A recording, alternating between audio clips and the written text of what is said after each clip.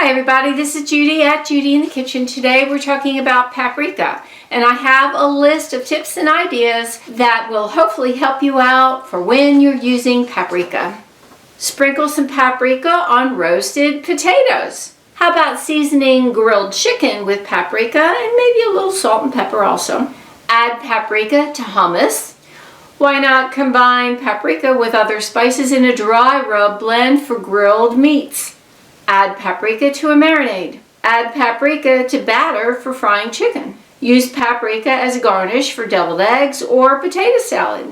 Now, if you're cooking with paprika, if possible, add your paprika toward the middle to the end of the cooking time, unless a recipe specifies otherwise.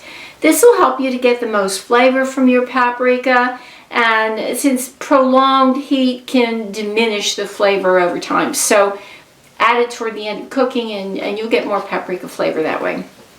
Also, another tip for getting good flavor from your paprika, if you're going to heat it in a moist environment. It tends to burn very easily, so if you add it to something that's oil-based, don't wait long before taking it off the stove or adding something that's water-based to the pan, and that'll help to keep it from burning. Paprika is made with different varieties of peppers, and it's sometimes treated like being smoked. Varieties include sweet Hungarian paprika, which is mild and somewhat sweet. And then there's hot Hungarian paprika, which is a bit pungent with a somewhat complex flavor.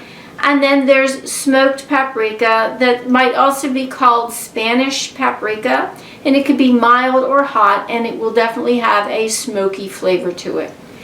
If you need paprika for a recipe and don't have enough, some substitutes could include ancho chili pepper powder, a pinch of cayenne pepper, which would be much hotter than paprika, so bear that in mind, a pinch of ground chipotle pepper, which would add smokiness and heat. So you've got to be careful with these substitutes.